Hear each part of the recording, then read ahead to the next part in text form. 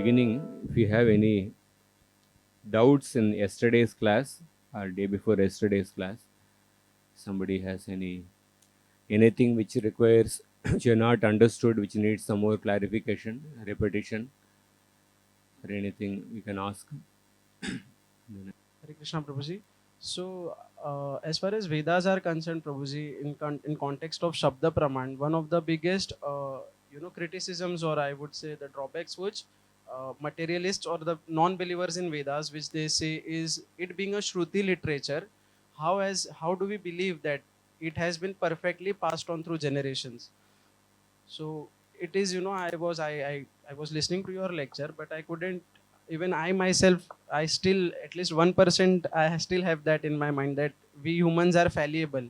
So in that context, how it being a Shruti literature, we believe that it is as it is over generations. Mhm. So yesterday we discussed about the role of the Vedangas. So there is the Swarupa Raksha, Artha Raksha, and Anushtana Raksha. First is we have to preserve the words of the Vedas. So that is Swarupa Raksha.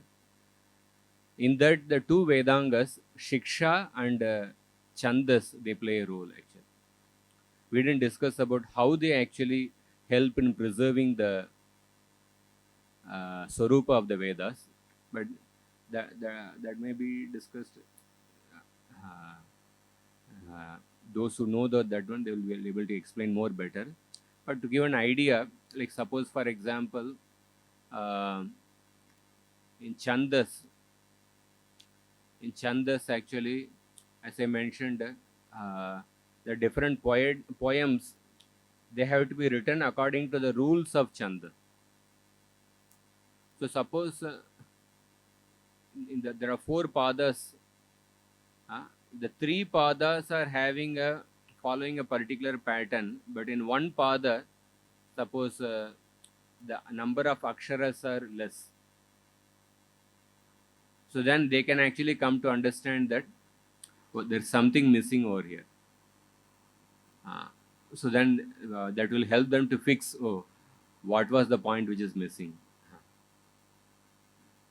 So in that way, different the rules of grammar, they help one to actually preserve the different words of the Vedas. More detailed this one I'll have to look at, but they even the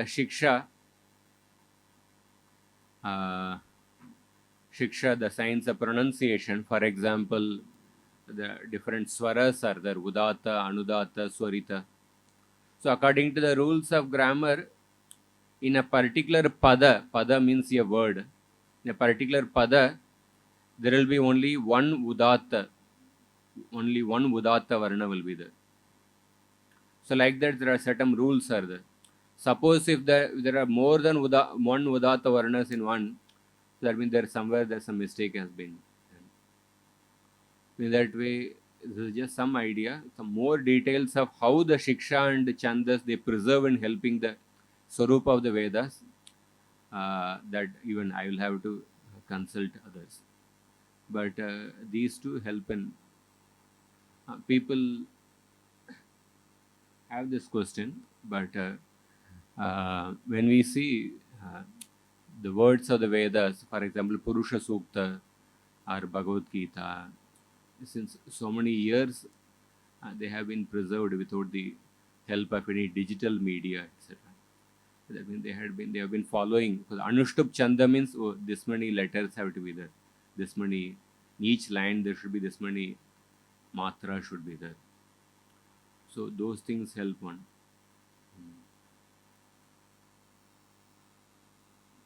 Any other questions?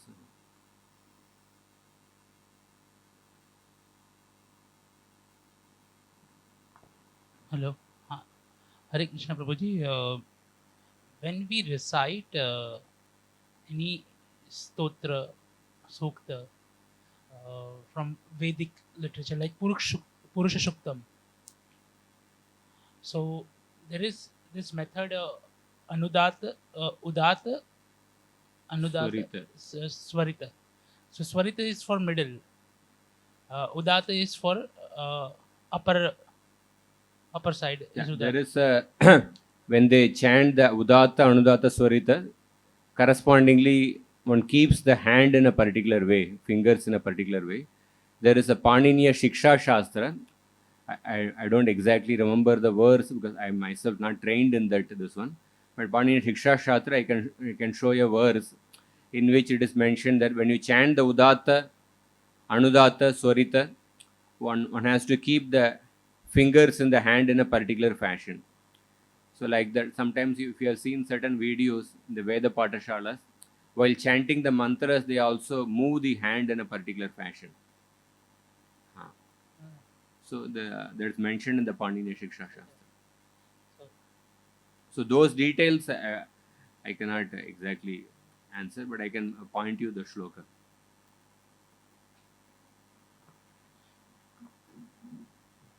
Any other questions?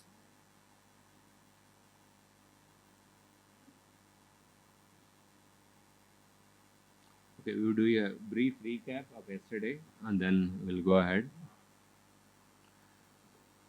So we discussed so far about initially about the what is the definition of a pramana, and then we discussed about the need of the study of epistemology, and then we discussed about the 10 pramanas. And out of the 10 pramanas, we are going to focus on pratyaksha, anumana and shabda because other 7 pramanas are combination of these 3. We also discussed the limitations of pratyaksha and anumana, and we discussed some of the subtypes of pratyaksha pramana, anumana pramana. After discussing the limitations of them, we also discussed about the 4 defects of a human being, and then we discussed about the shabda pramana. In the shabda pramana, there are 2 kinds of shabda pramana: paurusheya shabda pramana and apaurusheya shabda pramana. So we are going to focus on the apaurusheya shabda pramana because paurusheya shabda pramana, because it is coming from a human source. Human being means 4 defects, so therefore it will have limitations. So apaurusheya shabda pramana refers to the Vedas. It is coming from the non-human source. And then we discussed yesterday about in relation to Vedas, about the Vedas being eternal, Vedas being anadi. Vedas are not actually written by a human being. So many things are spoken, but for this, what is the proof for that? The proof is actually coming from the Vedas. Then one may say that there is a swashraya dosha. What you want to prove and the evidence which you are giving, both are dependent on each other. And then we discussed that how the Vedas are free from this defect of circular reasoning. We discussed that point. And then we discussed about, so when we talk about Shabda Pramana, it refers to the 18 Vidyasthanams, 4 Vedas, 6 Vedangas, 4 Upangas, and 4 Upavedas. So, although we may not be able to know the every detail of every Shastra, but at least at the end of the course, certain things I expect you to remember, at least what are the 18 Vidyasthanams and a brief role of each Vidyasthanams. So, suppose when a person is somebody is coming from, say, Bellur, if somebody has gone to Bellur, Bellur is a place in Karnataka, and if somebody has come from Bellur, you'll ask, oh, did you see the Bellur Chennakeshava temple? Chennakeshava temple is the architectural masterpiece actually. Taj Mahal is nothing compared to it. So if somebody is coming from Bellur, he says that no, I didn't go to Chennakeshava temple. I just ate some halwa and came. So then you will say, you went to Bellur, you didn't see the Chennakeshava temple, then what is the use of going there? So somebody has gone to Bellur, that means it's expected that he should have visited the Chennakeshava temple. But at the same time, it is not that we are expecting that he should give a detailed project report of the number of the sculptures in that Bellur Chennakeshava temple, what is the height and the length and the breadth of each sculpture, and what are the uniqueness of each sculpture. It's not that we are expecting every detail of that, but at least he should have some idea. I went to Chennakeshwar temple. What the uniqueness of this temple is this was built by this. Something you should tell. So similarly, when a person is born in the Bharat Varsha connected to Sanatan Dharma, at least we should be able to tell the Vidya Sthanams, because the Vidya Sthanams, the scriptures are the basis of every religion. So at least we should be able to, we should know the names of the scriptures, which are the foundation of the Sanatan Dharma. We are not expecting you to know every detail of the Vyakarana rule, Shiksha rule, and every aspect of Jyotisha. Yeah, every person can specialize on, can give a particular focus on particular aspect of the Vidyasthanam, but everybody is expected to know the essence of all the scriptures, which we'll also see, Bhagavad Gita, Srimad Bhagavatam. That is meant for everyone, the essence. And apart from that, every person, depending on one's inclination, one may focus on specializing or making a detailed study or more deeper study of particular Vidyasthana. Some people may be connected to the Veda Patashala, they may chant the Vedic mantras, learn it. Some people may focus on Vyakarana, some people may focus on Shiksha. Certain things are Shiksha, Vyakarana are helpful. Pronunciation is important for everyone. A detailed study can be made by few people on certain this one. But the general idea, just like when you come from Chennai, Bellur, at least everyone should have some general idea of what is a Chennakeshwar temple. Similarly, everyone should know what are the 18 Vidyasthanas. So that is one of the important aim. Because when we talk about other religions, many religions, they have only one book, one scripture as the foundation.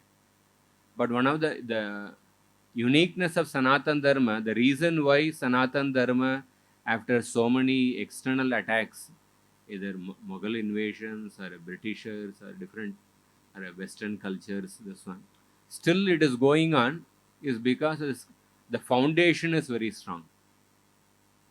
Foundation is very strong. So many scriptures are there. Even though so many literatures, so many libraries have been burnt, still, even after that, the books which are remaining, that is also so much actually. So this course, one of the main purposes to give a idea about the different scriptures in Sanatan Dharma, what is the role, some brief overview, and also how these scriptures have a unified purpose. There is a coherent purpose. They have a one message. So they are conclusively monotheistic. That also we'll see today. So because and that aspect of seeing the essence of the scriptures, that is very important, because oftentimes when people don't study from a guru, or there are people who study some particular aspect of the Vidyasthanams in a Gurukula, only Vyakarana, Nyaya, Mimamsa, but they dedicate themselves only for that, but they fail to capture the greater purpose of that actually. Their whole life or a major part of the life goes in only one part of it. So we have to know the ultimate goal, the essential message, and we have to see the different elements of the scriptures in connection with that, the ultimate essence. So, and yesterday we discussed about the four Vedas, Rig Veda, Yajurveda, Sama, Atharva in brief, and then the different parts of the Vedas, Samhita, Brahmana, Aranyaka, Upanishad. And we also discussed about the divisions of the Vedas into Karma Kanda and Jnana Kanda, and also divisions of the Vedas into Prasthana Traya, Shruti Prasthana, Smriti Prasthana, and Nyaya Prasthana. And we gave some comparison about Samhitas are compared to the leaves of the tree, Brahmanas are like the flowers and Aranyakas are like the unripe fruit. Upanishads are like the ripened fruit. These comparisons we discussed.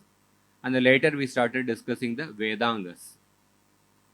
So in the Vedangas we discussed the Shiksha. Shiksha is compared to the which aspect of the Veda Purusha?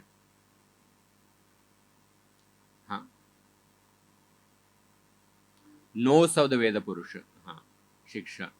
Shiksha is about the phonetics, about pronunciation. We discussed some importance of pronunciation, how to pronounce some 6 types of wrong pronunciation, 6 types of good pronunciation. And then the next Vedanga we discussed was Chanda. So Chanda is compared to the which aspect of Veda Purusha? Leg of the Veda Purusha. Chanda is like the leg of the Veda Purusha. It's like the train runs in the tracks. The mantras run in the tracks of the different chandas. So in relation to Chanda, the different rules of Chanda are defined based on Lagu Akshara and Guru Akshara. We gave some definition of a Lagu Akshara and Guru Akshara. All the Hrasva Varnas are Lagu Akshara and Guru Aksharas are Dirgha Varnas, and also when the Hrasva letters are followed by Anuswara or Visarga, or when the Hrasva letters are followed by a Sanyoga, then they become the Guru Akshara.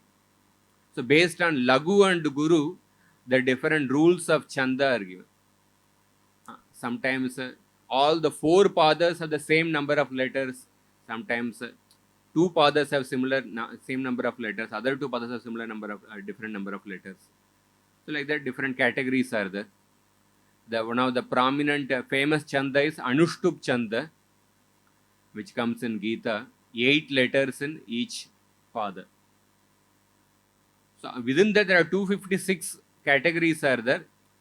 The most famous category is called as Shloka. So Shloka is a very particular category in the Anushtup Chanda. Although we use the word Shloka in our Vyavahara for all the verses actually. But Shloka refers to a particular Panchamam Lagu Sarvatra, Saptamam Dvichaturtayoho. Like that particular Shloka was there. Definition is there. And then we discussed about the Vyakarana. Vyakarana is compared to the mouth of the Veda Purusha. And this is one of the most important among all the Vedangas. So Vyakarana is the Pada Shastra.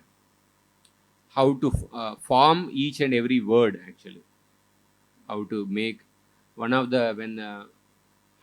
Lord Ram met Hanuman, one of the things which Lord Ram appreciated in Hanuman's speech is that Lord Ram mentioned that in your speech there is not even a single apashabda.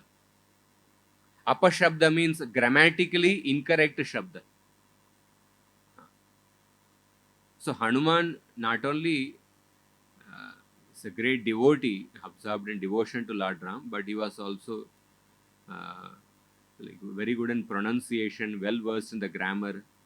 Lord Ram said that I think only a person who has studied the Rig Veda, Yajur Veda and Sama Veda, only such a person can speak in this fashion.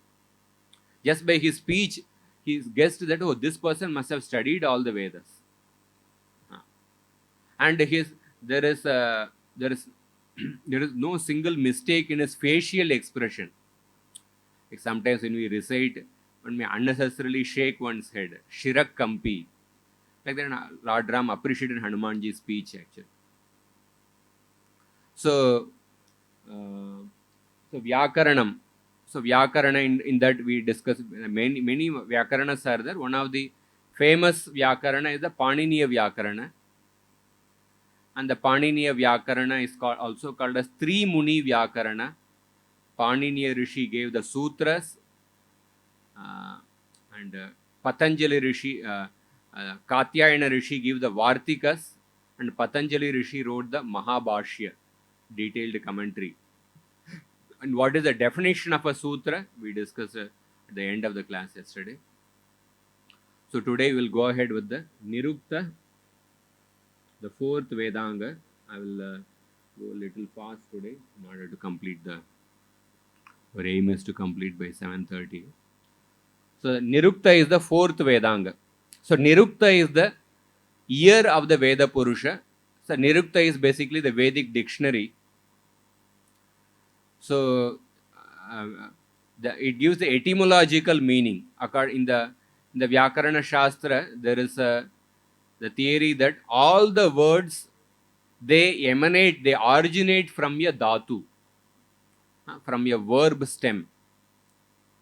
So therefore, every word will be given explained with respect to a dhatu and then followed by what suffixes are added and then finally the word came.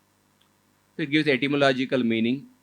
So Amara Kosha is one dictionary. Yaskaracharya's Nirukta is the most famous. And even the modern philology is the study of the linguistics. The origin of the modern philology is Vyakarana and Nirukta. So this is something briefly about Nirukta. We are not going into more detail. And then the next Vedanga is a Jyotisha. So Chanda and Shiksha, they do the Swarupa Raksha, and Vyakarana and Nirukta, they do the Artha Raksha. They protect the meanings of the Vedas. Now the Anushtana Raksha, how to practice the Vedic rituals for the two Vedangas, Jyotisha and Kalpa. So Jyotisha is considered to be the eye of the Veda Purusha. So Jyotisha Shastra, it tells us the right time to perform the different Vedic rituals. So Dharma becomes Dharma when it is performed at the right place, right time and by the right adhikari. Otherwise it can become adharma. So it is important that we choose the right time to perform the ritual. Even in ordinary this one, for example, there is a particular liquid from a palm tree. When you take that liquid at the particular time in the morning and when you drink that liquid, it will be nourishing for the health of the person. And the same liquid when you take at other times, the more you delay, it will become an intoxicant. So timing is important. So Jyotisha Shastra tells us the right time to perform the Nitya Karmas and Naimitika Karmas. So there are certain Nitya Karmas which are performed by a person every day, like Sandhya Vandanam. The 3 Sandhyas, a person chants the Gayatri Mantra, worships the Surya Dev, and Agnihotra Yajna. And Naimitika Karmas are performed on certain occasions like Amavasya and during the Mahalaya Paksha and Shraddha ceremonies offered at a particular time. That's Naimitika Karmas. So Nitya Karmas and Naimitika Karmas, Jyotisha tells the right time to perform these things, and also for performing different yajnas. So therefore, Dharma and Adharma very much depend on the time factor. And so there is only one Kala, but that one Kala is divided into many types based on the Upadhis. Just like spaces, there is only one space, but still we say this is Indian airspace. This is the Pakistan airspace. We divide the space based on the Upadhis. So similarly, time is divided into various categories. The Shastras, they give different injunctions to perform activities based on the Ritu, season, days. And there are 2 different calendars based on the movement of the sun and the moon. Some calendars are based on the movement of the sun, some are based on the movement of the moon. And for example, day is divided into different gatikas, week is divided into days. And 2 weeks comprise of one Paksha, Shukla Paksha and Krishna Paksha. And 2 Pakshas is 1 month and 6 months is 1 Ayana. And there are 2 Ayanas, Dakshinayana and Uttarayana. The 2 Ayanas comprise of 1 year. And in the Vedic calendar, each year has a particular name. So there are 60 names are there. So after 60 years, then the next cycle starts. So that is why in the Vedic tradition, they celebrate Sashti Abda Purti. At the age of 60, after the 60 years, they celebrate the wedding day. The Vedic function is Sashti Abda Purti. That means he has seen one cycle of 60 years. But when we are not aware of the Vedic tradition, then we celebrate the golden jubilee, 50th wedding anniversary. 50 at the age of 50 we celebrate. But in the Vedic tradition we celebrate Sashti Apta Purti because there are 60 years are there. And so this about the Jyotisha.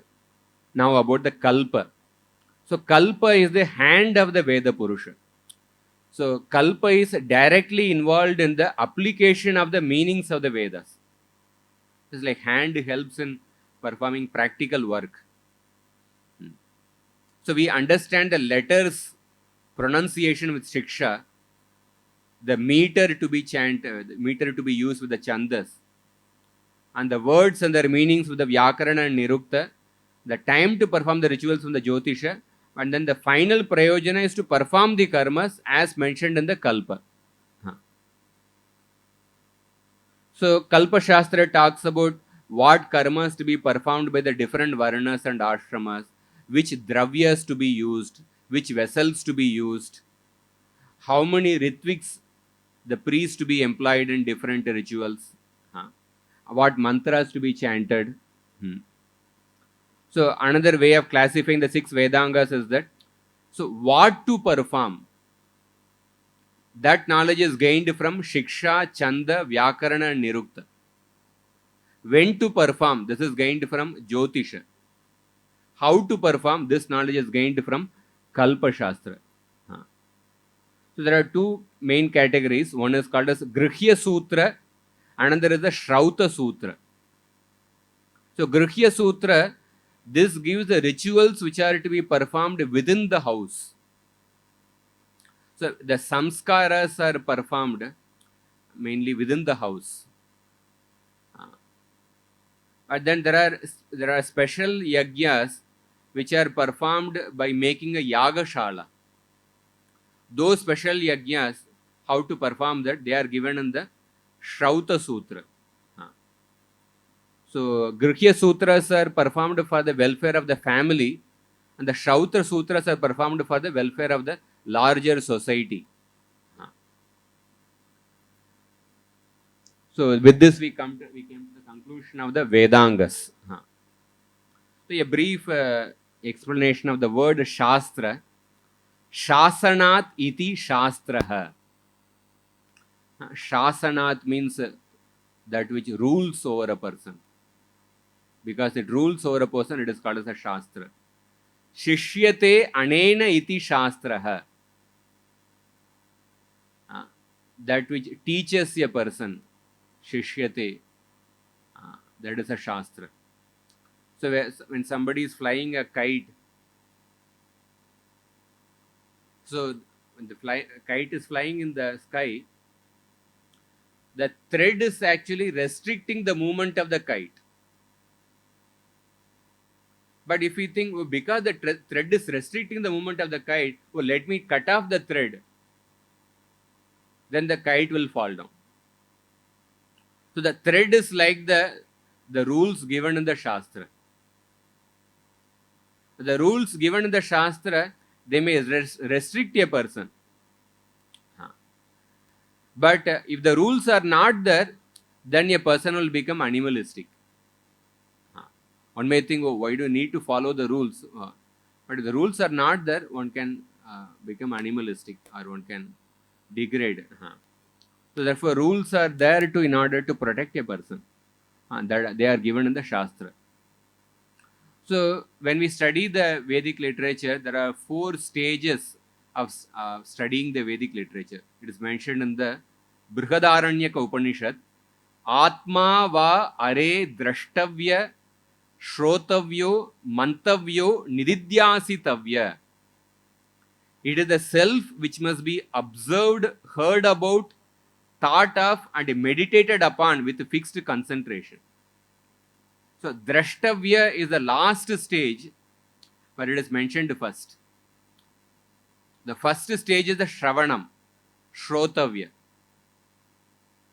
Then after shravanam, one is supposed to do mantavya or mananam, meditate on what you have heard.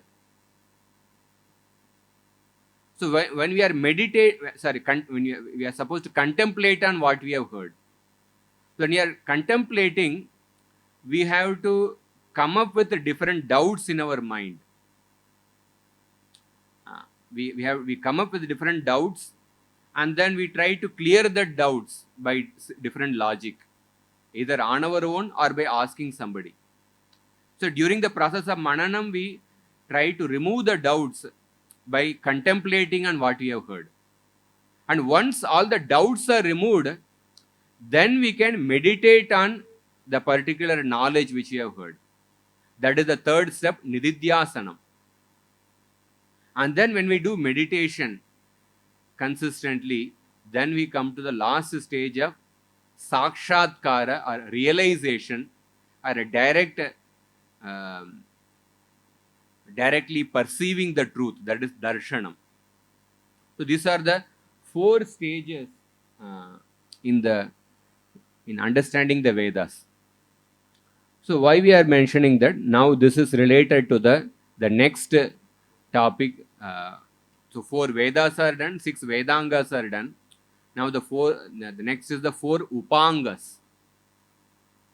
The 4 Upangas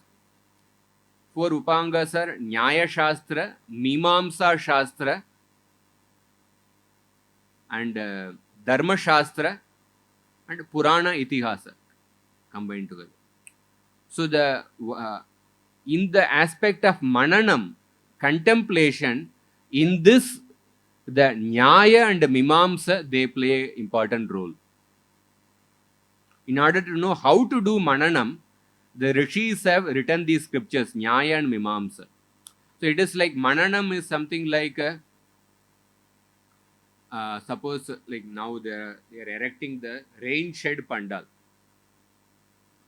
So you'll see that when they erect the pandal, they will wait till the first rains come. So is there any place where still water is leaking? They will check that and then they will make some adjustment. So that process of checking whether there is some leakage in the water, or suppose when you are making any building also, terrace of the building, after making the terrace, they will put some water every day and they will check whether the water is leaking or not. So that is like mananam. Or when you erect a pole, to see that whether the pole is standing firmly, you may try to shake that pole here and there. That is like mananam. So Nyaya and Mimamsa Shastras help in that mananam. So there is, if you see these 3 Shastras, Vyakarana, Nyaya and Mimamsa, these 3 are also considered to be like the Samanya Shastras. Samanya Shastras, like a modern example can be, suppose a person is studying, say, engineering, say for example, some branch of it could be electrical or computer science, chemical. But in the first year, all the students will be in the common classroom. The first year, all of them will have some common courses. There will be Max 1. They'll have some humanities department, some psychology course, and some computer programming. So some of the courses will be common actually. So they are all That means those courses which they'll be useful for all the branches of engineering. And then when they go to the second year, then the common courses will reduce, then the courses which are meant for the specialization of that branch will increase. Still, some common courses may be there, some max course will be there. So those common courses are like the Samanya Shastras. So those Samanya Shastras, they are to be studied in order to learn the Vishesha Shastras. So Vyakarana, Nyaya and Mimamsa, they are studied in order to learn the Vishesha Shastra, that is the Vedanta Sutra, Srimad Bhagavatam, like that. Particularly in the Vedanta Sutra, because the concepts of Nyaya, Mimamsa will be used extensively. Bhagavatam may not have so much, because Bhagavatam more is a commentary on Vedanta Sutra, but in a different stories of Bhagavan and his devotees. But these concepts come. Vedanta Sutra, it comes more.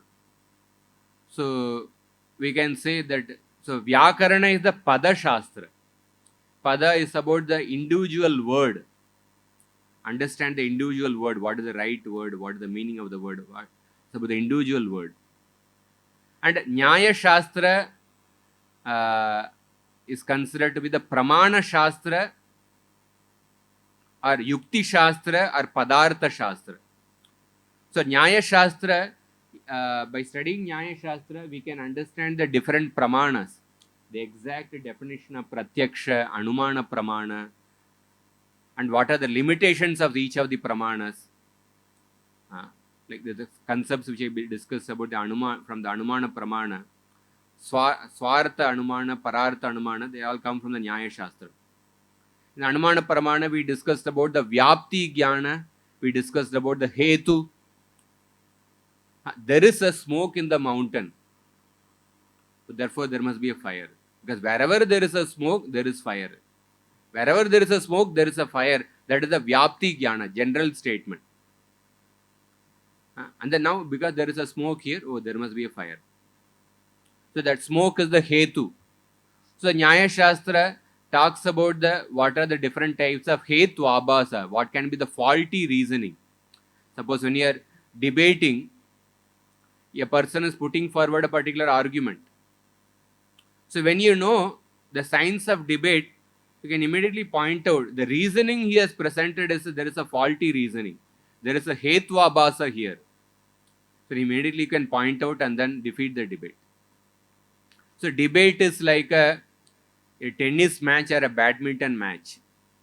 Recently I saw a video that some badminton match between some Japan and Malaysia. There was a rally of 211 shots. 211 shots in just for 1 point actually. So previously the debate is also like that. So in a badminton or tennis match, one person say hits from one side, and then the other person is supposed to hit it in such a way that hit it back.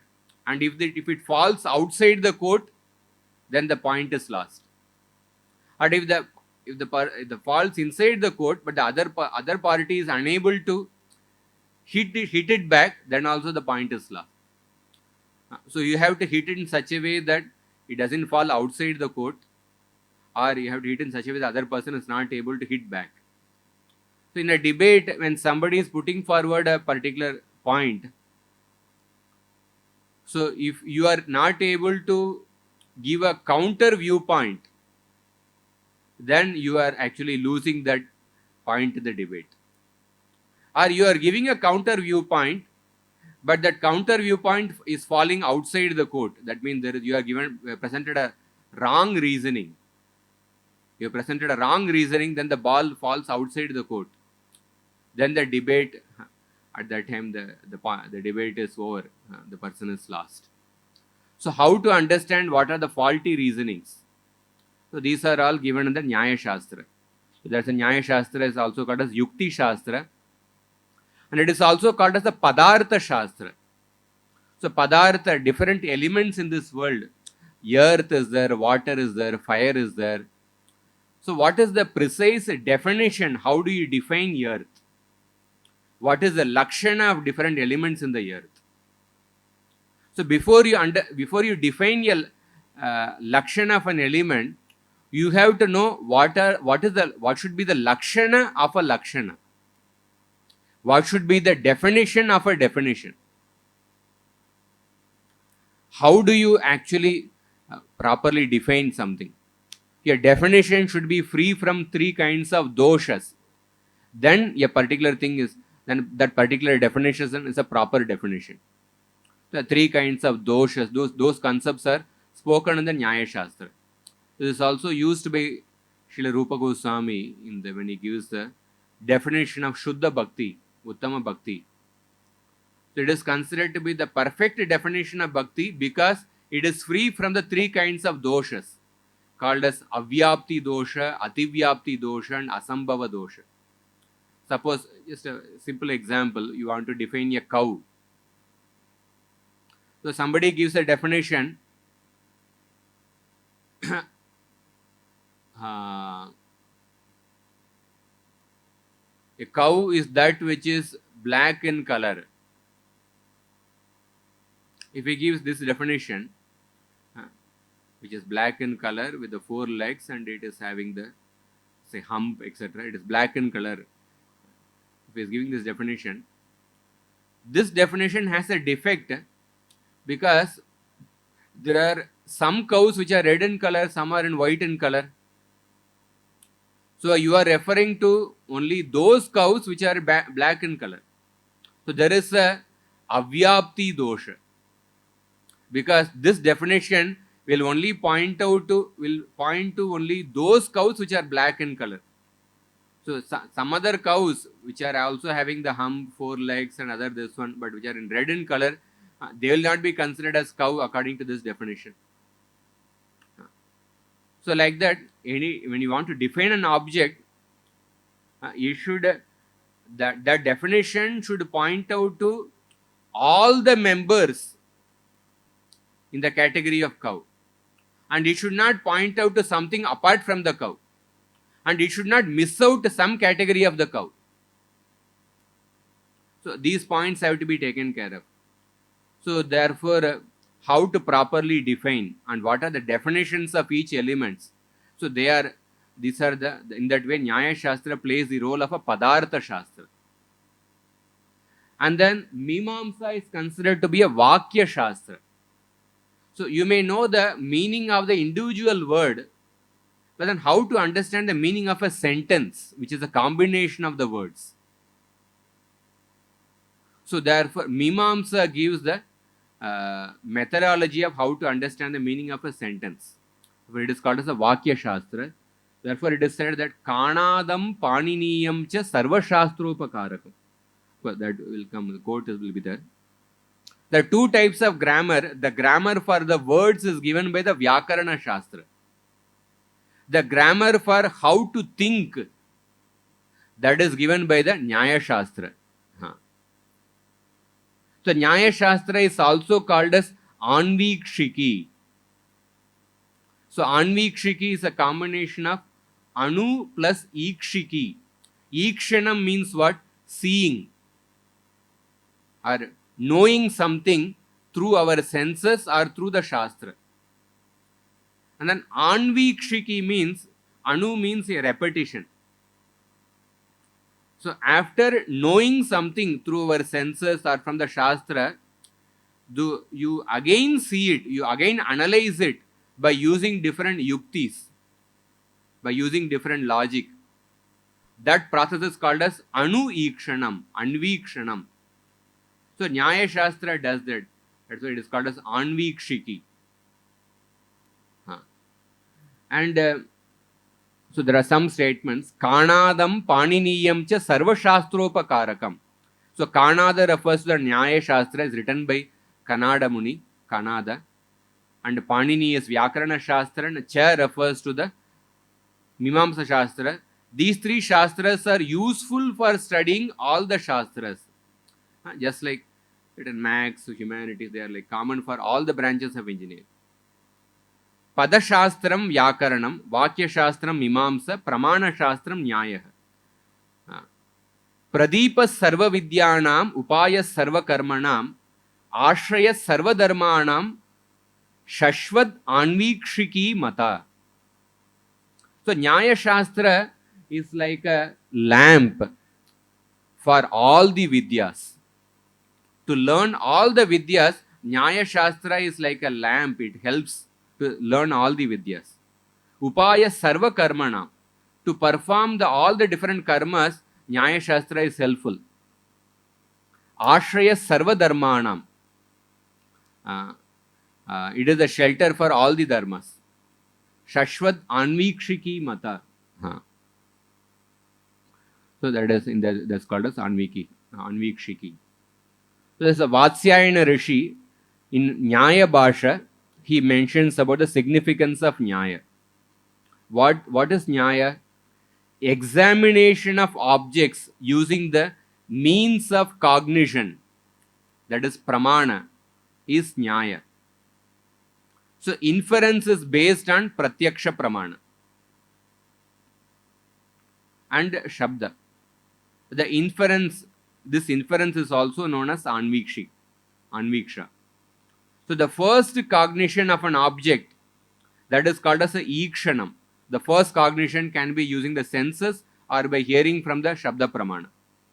And then the first cognition is followed by a secondary analysis. And this process is called as Anvikshiki, the secondary analysis. So that Shastra, which is primarily based on Anviksha, is known as Anvikshiki. That is why I mentioned. You may first construct the terrace. And then you examine the terrace, whether there is a leakage. So that the next stage of examining the terrace, that is like the Anvikshiki. So the inference which is contradictory to the sensory or scriptural cognition is a false inference. So there is a beautiful shloka in the Rangaraja, Sri Rangaraja Stava, written by Parashara Bhatta. Parashara Bhatta was the Acharya appointed by Ramanuja after him. Hartum tamas sadasati cha vivektumisha manam pradipamiva karuniko dadati tena valokya kritina paribhujyate tam tatraiva kepi chapala shalabi bhavanti. So what is the meaning? This is about the purpose of the Vedas. The most merciful Lord Ranganatha, Vishnu, has blessed us with the lamp, which is called as a Shastra.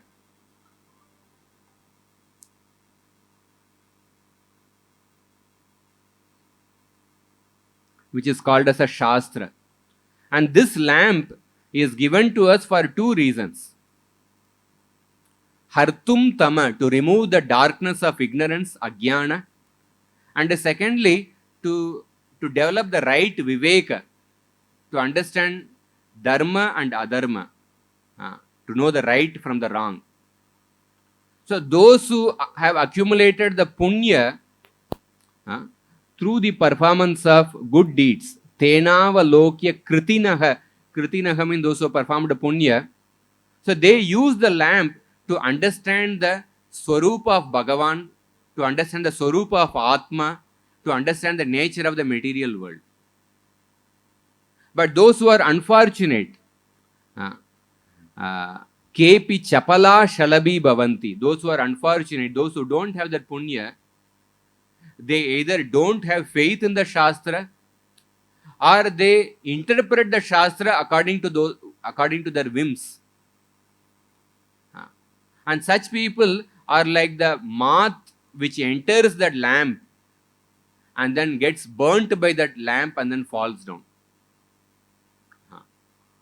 So, and another shloka in Rangarajastava, Shikshayam Varna Shiksha Padasamadigama Vyakriya Nirvachobhyam chandaschitau syad gamayati samayam jyotisham ranganat kalpe anushtana muktam hyuchita gamitayo nyaya mimamsayo syat arthavyakti purana smritishu tadanuga tvam vichinvanti vedaha. So this verse he is summarizing the how the different Vedangas they are serving the Vedas actually. O Lord Ranganatha, the 6 Vedangas that subserve the Vedas, Shiksha, it dictates pronunciation. Vyakarana and Nirukta determine how the words join and how the derivations are to be made and how etymology decides the meaning of the resulting product. Chanda describes the characteristics of the meters. Jyotisha helps in fixing the timings of the Vedic rituals. Kalpa elaborates on the performance of the Vedic works. And to aid additionally, Nyaya and Mimamsa help in interpretation of the Smriti and Puranas. So the Vedas, whose accessories are all these works, all these are different angas and upangas of the Vedas. So the Vedas, whose accessories are all these works, the 6 Vedangas, Nyaya, Mimamsa, etc., they keep on searching for you and not arriving at you yet. In this way, there's a beautiful shloka. So this is about the Nyaya Shastra. Now we'll go to the Mimamsa Shastra. So in order to understand Mimamsa Shastra, let us understand some words about let us understand some shlokas about the Dharma. We often hear the word Dharma. So what is the meaning of the word Dharma? Dharanat Dharma Ityahu Dharmo Dharayati Prajaha Yasmat Dharayate Sarvam Trilokyam Sacharacharam. So Dharma is called as Dharma because it is sustaining the world, it is bearing the world, it supports the world. So there are good activities like planting trees, giving charity, performing dana, yajna, homa. They sustain the world. Yajna, dana, tapakarma, natyajyam, karyam evatat. So therefore, these activities are, they support the world, they are called as dharma. How do we understand dharma? Vedaha akilaha dharma moolam smritishilecha tadvidam acharashchaiva sadhunam atmana tushtirevacha. We understand dharma from the Vedas and from the Smriti Shastras, Puranas, Itihasas, Dharma Shastras, and we understand dharma from the conduct of the great souls, sadhus, achara, and we understand dharma from the mind of the great souls. Stanurayam barahara kilabut aditya vedam na vijanati yortam. Yo arthagnya it sakalam badra. What is the meaning? A person studies the Vedas, but if he doesn't know the meanings of the Vedas, then he is like a Stanurayam Barahara. He is like a pillar which is simply holding the burden. Suppose in a library, a pillar is actually holding the library. In that sense, the pillars are actually holding all the books in the library. But can you say that the pillars, they know the content of the books?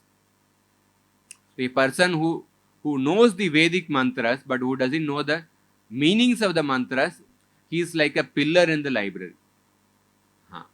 So, yo arthagnya it sakalam badram ashnute. One who therefore learns the meaning, sakalam badram ashnute, then he attains great auspiciousness in his life. So, what is Mimamsa? The Angas and Upangas have been written for us to learn the meaning of the Vedas. So, Mimamsa is one of the Upangas. So, Mimamsa means Jnatum Ichcha, the desire to know. So, anybody with a desire to know, he will perform analysis of that particular subject matter. He will perform analysis of the Vedas, vichara of the Vedas. So Mimamsa also means analysis, not just any analysis, analysis of the sacred Vedic literature. So Mimamsa helps in analyzing the sentences in the Vedas to understand the meaning. So dharme pramiyamane tu vedena karanatmana iti kartavyata bhagam mimamsa purayishyati. So suppose somebody wants to cut a tree. So when a person wants to cut a tree, there is something called as a iti kartavyata bhaga, the procedure for cutting a tree. First is you lift the axe and then take the axe to this particular distance and then put the pressure and then bring the axe down to this one. This is like the iti kartavyata, the procedure for hitting a tree. So similarly, when we try to attain knowledge of the dharma using the Vedas as a tool, Vedas are like an axe here. Using the Vedas as a tool, we need a procedure to understand the meaning of the Vedas. There is a procedure to use the tool of the axe. That is the iti kartavyata bhaga. So the procedure to understand the meaning of the Vedas, that is given in the Mimamsa Shastra. The iti kartavyata bhaga. If we use the Vedas and analyze using the Mimamsa Shastra, we will get knowledge of Dharma. So this is about the Mimamsa Shastras. And the next aspect of Upanga is the Dharma Shastras. So Dharma Shastra contains 6 parts. The first aspect is the Varna Dharma, the different Brahmana, Kshatriya, Vaishya, Shudra, what are their dharmas. And then next is the Ashrama Dharma, Brahmachari, Grahastha, Vanaprastha, Sannyas. And the third is the Varnashrama Dharma. Suppose somebody may be a Brahmana, but if the Brahmana is in the Grahastha ashram, then how he should perform Dharma? If he is in the Brahmachari ashram, what particular dharmas he has to perform? Kshatriya is in the Brahmachari ashram, Grahastha ashram, what dharma? So there will be variation. That's about the Varnashram dharma. And the fourth is the Guna dharma. Guna dharma is about the Rajaniti. There are 6 aspects of Rajaniti. Sandhi, Vigraha, Yana, Asana, Dvaidi Bhava, Samashraya. So I'm just mentioning the words, not going into details. So it is said even Narada Muni in the Bhagavatam is described as the father of devotional service, who is invested with the Shakti to do prachara of bhakti. But the same Narada Muni, in the Mahabharata, in the introduction of Narada Muni comes, the what all knowledge he had, Narada was expert in the Vyakarana. And one place it is explained that Narada was expert in the Rajaniti, in all these 6 aspects of Sandhi, Vigraha, Yana, etc. He was expert in the Nyaya Shastra, he was expert in the Mimamsa, he was expert in the Puranas. So Bhagavatam highlights the Narada Muni's aspect of how he was invested with the Bhakti Shakti too. But Narada Muni also knew so many other Shastras, and he knew how to use those Shastras as an assistant to Bhakti. Not that he didn't reject, oh, these Shastras are useless or something.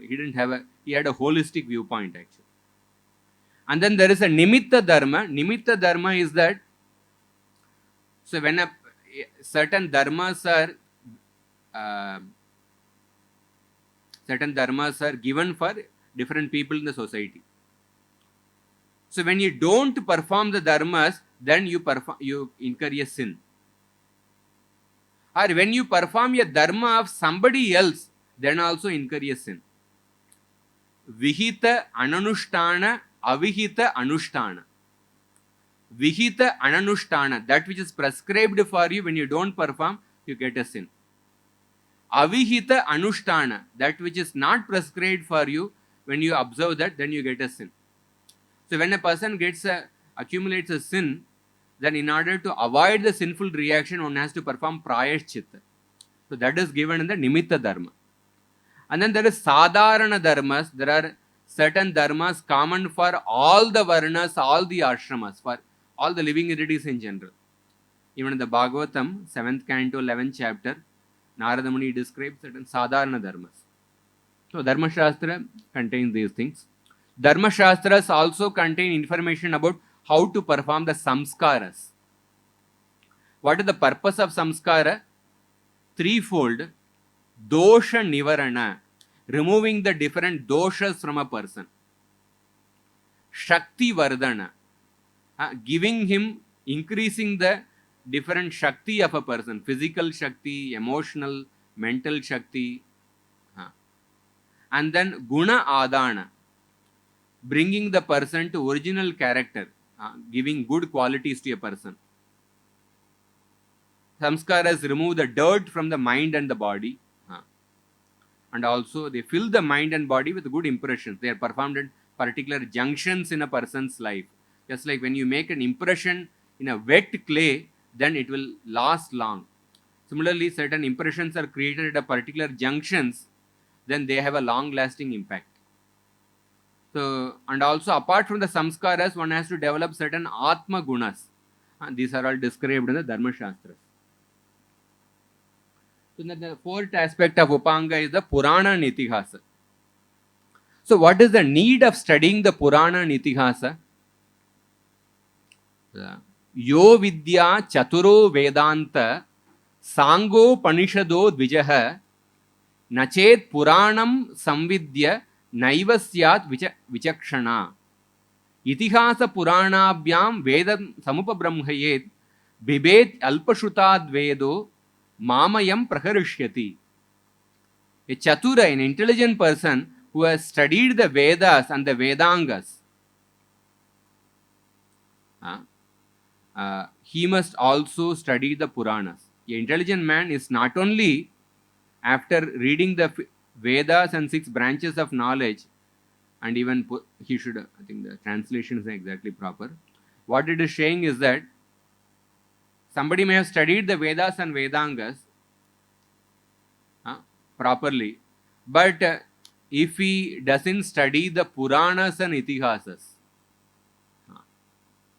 then his study is not complete.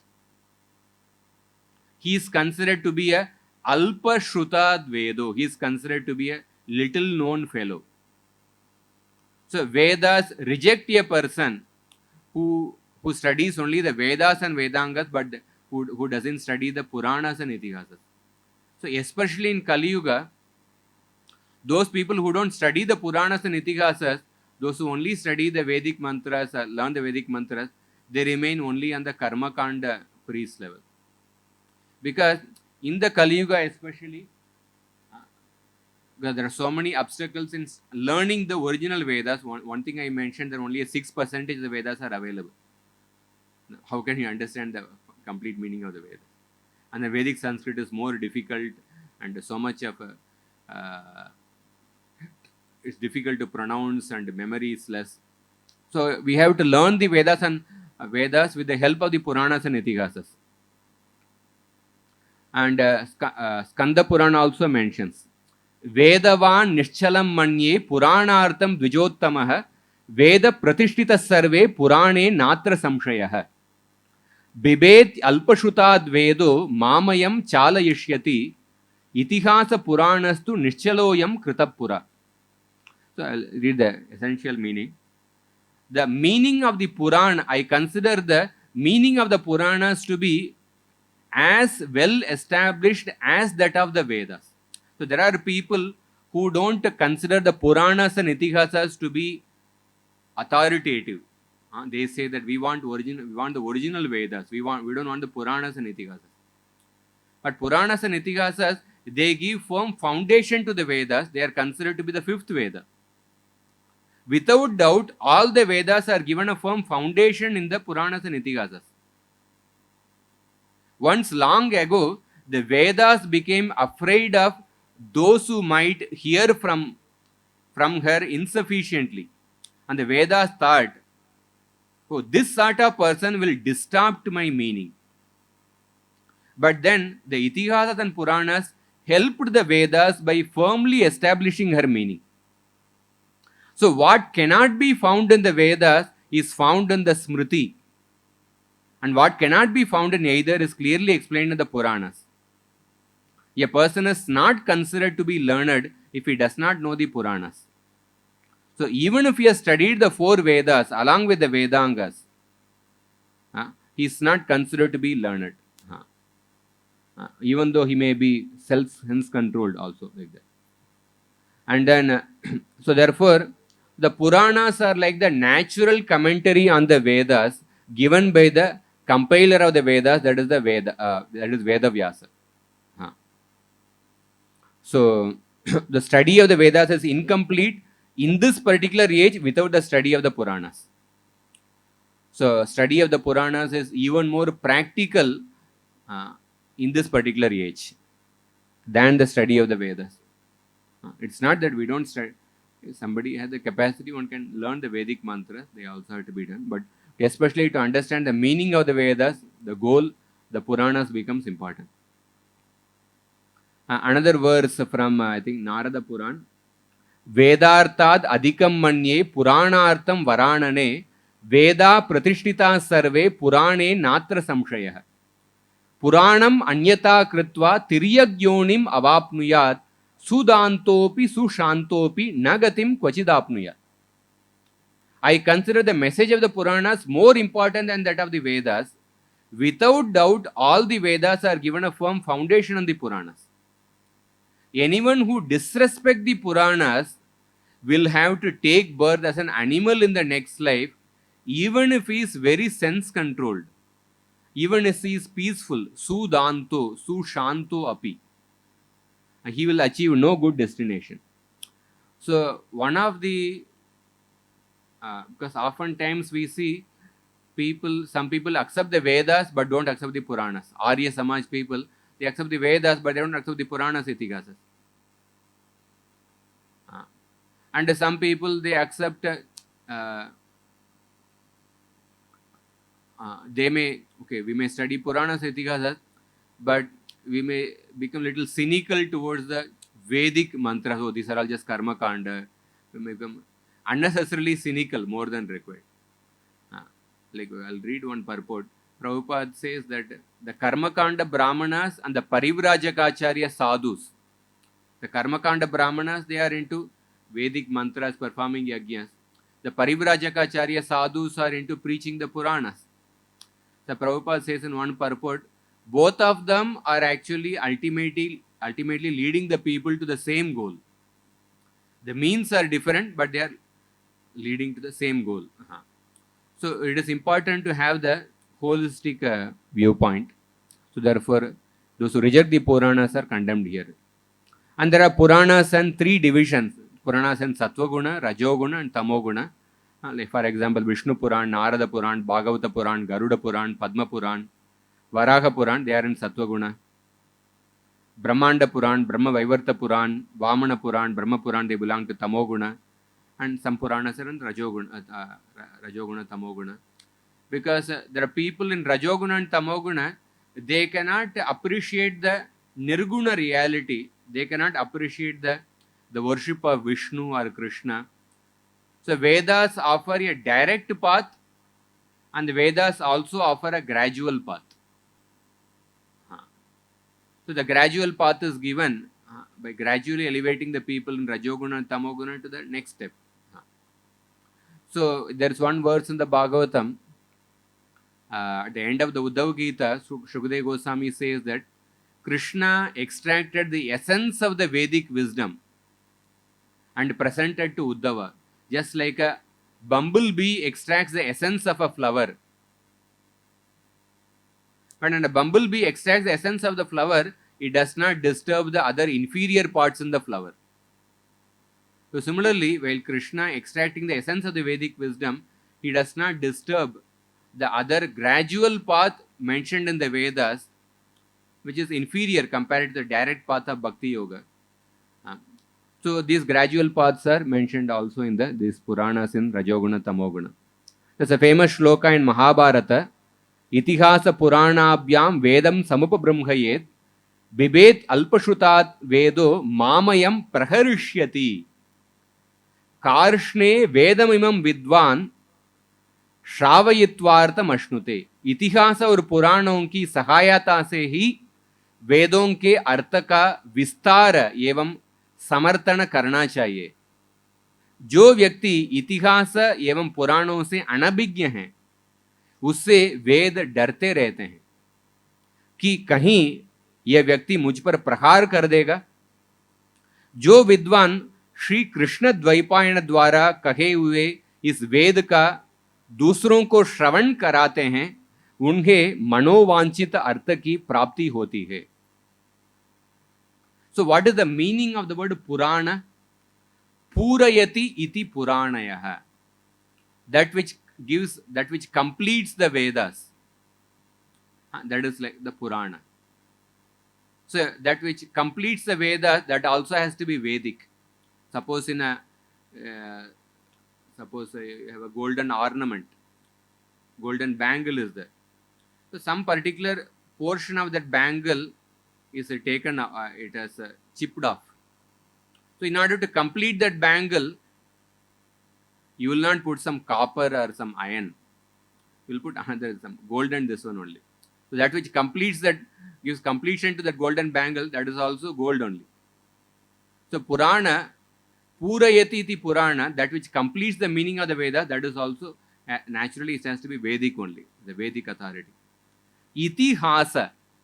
Itihasa is a combination of iti, ha and asa. Ha means it gives a sense of certainty. Iti means in this way. Asa is a past tense form of happened actually. It certainly happened in this way. That is the meaning of the word itihasa. So therefore, history and itihasa, history does not, itihasa may be translated as history, but it doesn't convey the actual import of the word itihasa. Many times histories can be mythological, it may be, it can be concocted or imaginations. But itihasa, the word, people oftentimes they use the word mythology to describe Puranas and itihasas. But itihasa means in this way it certainly happened. So, speciality of the Purana and itihasas is that Puranas and itihasas can be studied even by a person who is not a Brahmana. So Vedas can be learnt only by a twice born. But Puranas and itihasas can be learnt even by a person who is not a Brahmana. Suta Goswami, he was born in a mixed caste. He became the speaker of the Srimad Bhagavatam, speaker of the Puranas. And another unique position of the itihasas and Puranas is that it is because of the special position of the author, that is Veda Vyasa. So the author of the Puranas and itihasas, Veda Vyasa. So then now we will discuss briefly about the Upavedas, that is Ayurveda, Dhanurveda, Gandharva Veda and Artha Shastras. So Ayurveda and Jyotisha, they are often considered to be like the Pratyaksha Shastras. Because why they are considered to be Pratyaksha Shastras? You can get the benefit of those Shastras immediately or in a short time in your own life. Somebody who is learned in Ayurveda, he gives some prescription based on Ayurveda, and you see the result of that medicine and Pratyaksha in your life. Jyotisha Shastra, by that a person gives a method for Prayaschitta or certain this thing, and then we can experience it in your life. That is why traditionally the Brahmanas are also, apart from learning the Vedas, they are also expected to be learned at least to some extent Ayurveda and Pratyaksha, Ayurveda and Jyotisha. But there will be many common people, they are not interested in transcendence. They are so much caught up in the immediate problems. But in order to make them, in order to give them some faith in the Shastra, you have to prescribe some methods for their immediate problems of health or certain problems in their life based on Ayurveda and Jyotisha Shastra. So oftentimes in India, so many times when we travel, some people they come to the sadhus. आप हाथ देखते हैं क्या? Like that they will ask.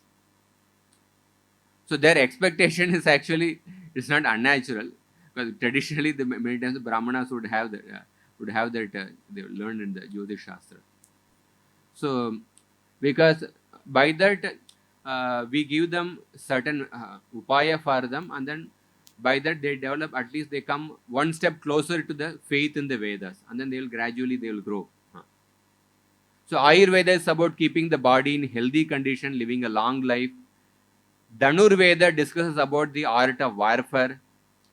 Gandharva Veda is about music and arts, because music and arts are required for the peace of the mind.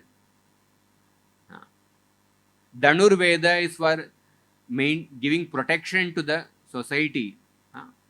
Military warfare is required. Arthashastra is about politics, how to rule the country. So as I mentioned, Vedas provide a healthy life, long life, happy life, and a spiritual life. For that, the different Shastras are given. So that's why, as I mentioned yesterday, some of the Shastras in other religions, they focus only on transcendence. Do we have some equivalent of Ayurveda or Gandharva Veda or Dhanurveda in Islam or Christianity or any other religions? So we can see how the Vedas give they offer program for Iha as well as for Para, for in this life as well as for the ultimate goal. So Upavedas help one to clean the dirt accumulated, which does not allow one to perform dharma. There is a dirt accumulated in the individual body. So in order to remove that dirt, Ayurveda, how to balance the kapha vata pitta. And there is a dirt in the society.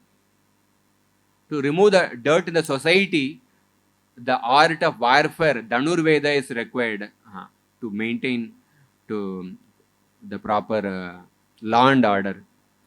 And then there is a dirt in the mind. People also need recreation, but in Sattva Guna, related to the mind of the people, Gandharva Veda gives upaya. Arthashastra is about ruling. In Sanatan Dharma, the practical life and the spiritual life are interrelated. They are not compartmentalized. So none of the Upavedas are disconnected from the spirituality. They will not have, it's not that they will give some Siddhanta which is contradictory to the essential message of the Vedas. So like one devotee was sharing, in his childhood, mother would call him for actually prasadam. And he would say, oh, I am not feeling hungry. And the mother would say, if you are not feeling hungry, chant Vishnu Sahasranama. And he didn't know what was the reason, but mother would say actually. And later when he went to some Gurukul, and the teacher was saying that when we chant the Vedic mantras, Vishnu Sahasranama, because they are the particular letters, swaras are there, when we chant those mantras, they act even on the Annamaya Kosha level. That means they activate the different parts of the person's body, and by that person develops a proper hunger. And they also act on the mental level, because when we chant the mantras, it gives a peace to the mind. And they act in the spiritual level, because you are chanting the holy names of the Lord. So from Annamaya to Anandamaya Kosha. So there is in all levels, those mantras act. So there are two prominent rishis in Ayurveda, Charaka and Sushruta. And the disease can be cured through three principles: jewels, mantras, and aushadas. Ayurveda exclusively deals with the aushada. So Charak Samhita tells us that the medicines will be found in one's own backyard. So the concept of traveling so many hundreds of kilometers away to find a medicine, that is not a very healthy this one, because the Krishna's how the Lord has created Om Purnamada Purnamidam Purnat Purnamudachyate. The world is complete and perfect. So what you need, if it has to be obtained from Switzerland, if it has to be obtained from many hundreds of kilometers away, then the creation cannot be perfect and complete.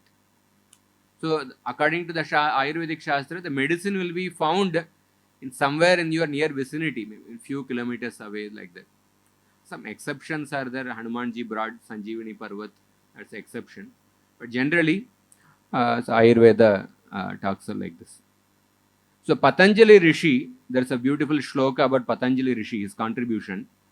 Yogena chittasya padena vacham malam sharirasya cha vaidyakena yopakarot pravaram muninam patanjalim pranjaliranatosmi. So Patanjali ऋषि चिद्द शुद्धि के लिए उन्होंने योग सूत्र लिखे हैं, to cleanse once चित्त. वाणी शुद्धि के लिए व्याकरण के महाभाष्य लिखे हैं, to remove the dirt in the words of the Sanskrit.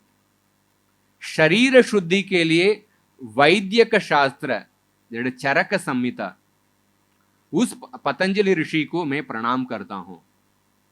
So we can see such a holistic contribution, something for the body, something for the mind, and also for the shuddhikarana of our words actually. So therefore, so we can even appreciate it. We have to be learn to appreciate these rishis.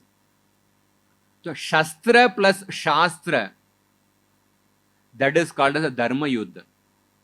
When you use a shastra but based on the shastric principles, then that yuddha is a dharma yuddha. But the shastra element is missing, then it is a adharma yuddha. So Dhanurveda talks about it gives a method of dharma yuddha. So why the Dhanush is mentioned, why not the other weapons?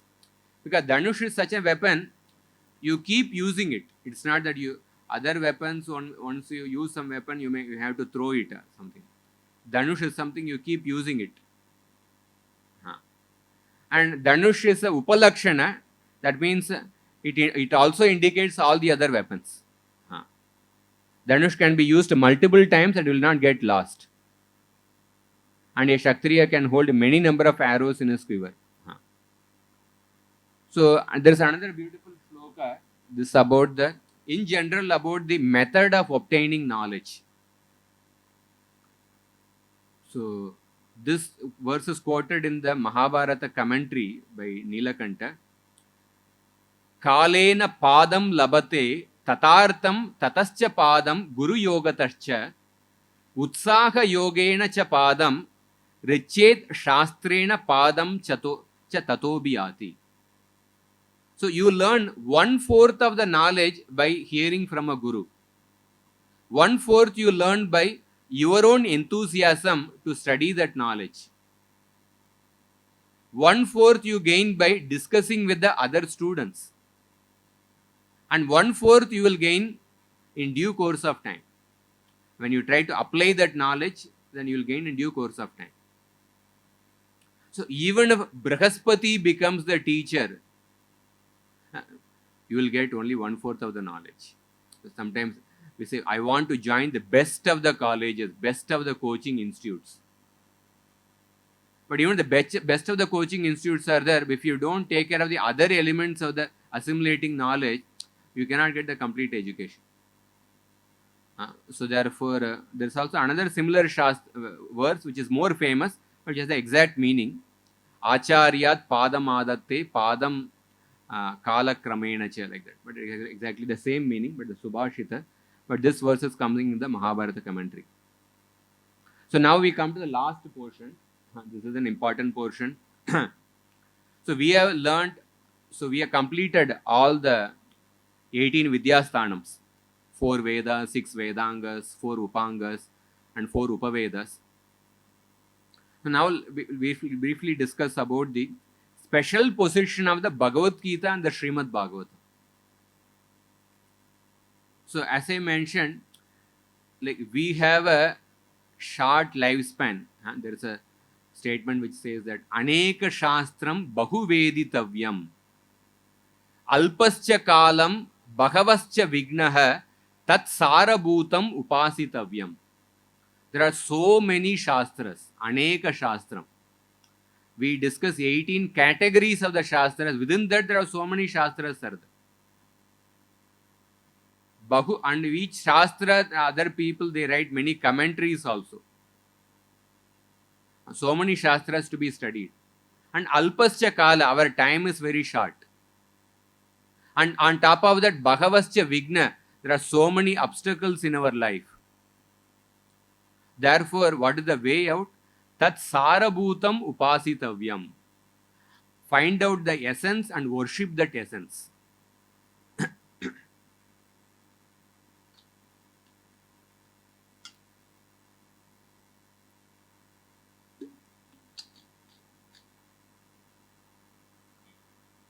So therefore, when we talk about the essence here, the position of Bhagavad Gita is that Sarvopanishadu Gavo Dogda Gopala Nandanaha Partho Vatsa Sudhir Bhokta Dugdam Gitamritam Mahat. So Gita Upanishad, Bhagavad Gita, the essence of the Upanishad, it is like a cow, and Krishna is like it's like a cowherd boy is milking this cow. Arjuna is the calf. The learned scholars and pure devotees are to drink the nectarian milk of Bhagavad Gita. Another verse, Gita su Gita kartavya kimanyai shastra vistarai yasvayam padmanabhasya mukhapadmad vinisruta. Because Gita is spoken by the Supreme Personality of Godhead, one need not read kimanyai shastra vistarai. What is the need of other literature? From the point of view of the essence. One need not attentively, one need only attentively and regularly hear and read Bhagavad Gita. In the present age, people are so absorbed in mundane activity that it is not possible for them to read all the Vedic literatures. But this is not necessary. The one book Gita will suffice because it is the essence of all the Vedic literatures. And what is the special position of the Srimad Bhagavatam? Nigama kalpataror galitam phalam shukamukad amrita drava samyutam pibata bhagavatam rasamalayam muhuraho rasika bhuvi bhavuka. The Srimad Bhagavatam is the ripened fruit of the tree of the Vedic knowledge. Ripened fruit of the tree of the Vedic knowledge. Unlike the fruits of this world, they also have certain inferior parts like a skin or a seed of the fruit. But this fruit, it does not have any inferior parts. It is a pure nectar. So, Pibata Bhagavatam Rasamalayam. Drink this Bhagavatam, which is the reservoir of Bhakti Rasa. One special position of the Bhagavatam. Artoyam Purna Soyam Atishayaha. Bhagavatam is available completely. Because some of the Puranas may not be available completely. Artoyam Brahma Sutranam. It gives the meaning of the Brahma Sutras. So Brahma Sutra is a Vedanta Sutra. The conclusion of the Vedas are presented as the Vedanta Sutra by Vedavyasa. And the natural commentary by the author of Vedanta Sutra is Srimad Bhagavatam. So Bhagavatam gives the meaning of the Vedanta Sutra. Bharatartha Vinirnayaha. The essential message of the Mahabharata is also there in the Srimad Bhagavatam. Gayatri Bhashya Ruposav. Bhagavatam is nothing but the commentary on the Gayatri Mantra. Reading Bhagavatam is equivalent to chanting the Gayatri Mantra. Gayatri Mantra can be chanted only by a twice born, but the Bhagavatam can be read by anybody. It becomes more easily accessible. Vedartha Paribrahmhitah.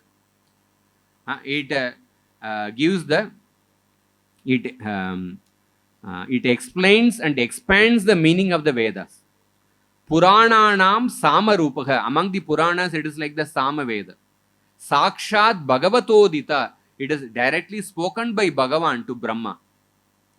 Dvadasha Skanda Yuktoyam Shatavicheda Samyutaha Grantoshtadasha Sahasra Srimad Bhagavatabhida. It contains 12 cantos and hundreds of shlokas and Ashtadasa Sahasra, 18,000 shlokas, and hundreds of chapters. The speciality of the Bhagavatam. And we'll also discuss the mood of the Mahabharata, Ramayana and Srimad Bhagavatam.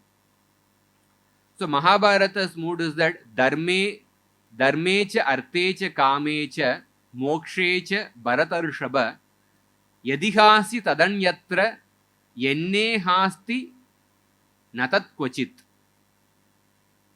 Mahabharata discusses dharma, artha, kama and moksha. And यदिहासी तदन्यत्र धर्म अर्थ काम और मोक्ष के संबंध में जो कुछ महाभारत में कह दिया गया है उसके बाद कुछ कहने को शेष नहीं रहता. So Mahabharata deals with dharma, artha, kama, moksha. And Ramayana tadidam vartayishyava sarvam nikilamaditah dharma kamartha sahitam shrotavyam anasuyaya. So Lavan Kushar is speaking, I think. We too wish to relate this Ramayana entirely and completely from the beginning, which is endowed with the values and means of probity, that means dharma, artha and kama. And let it be listened without any envy, without any asuya. So in the Ramayana, dharma, artha, kama is mentioned. The moksha is there as an undercurrent. Moksha is there in the background. Dharma, artha, kama are in the forefront. So Mahabharata, dharma, artha, kama, moksha, all are given importance. So 3/4 is about dharma, artha, kama. Moksha part is also there. But moksha is there as an undercurrent in Ramayana. But in Srimad Bhagavatam, Adi Madhyavasaneshu Vairagyakyana Samyutam Harilila Katavrata Mritanandita Satsuram Sarva Vedanta Saram Yad Brahmat Maikatva Lakshanam Vastvadvitiyam Tannishtam Kaivalyaika Prayojanam. The Srimad Bhagavatam, in the beginning, middle and end, you find only stories which encourage Vairagya. Vairagyakyana Samyutam. And another aspect is that Harilila Katavrata. It is only filled with Harilila, which is taken pleasure by the Devatas and by the pure devotees. Mritanandita Satsuram. Sarva Vedanta Saram Yat. It contains the essence of the Vedas. Brahmat Maikatva Lakshanam Vast Advitiyam Natannishtam Kaivalyaika Prayojanam. The only prayojana of the Srimad Bhagavatam is pure love for Krishna. Here Kaivalya means pure love for Krishna, the Panchama Purushartha. So sometimes there is a narrative. I was discussing with one devotee. He said, a devotee should not read Mahabharata because our acharyas have not written commentary on the Mahabharata.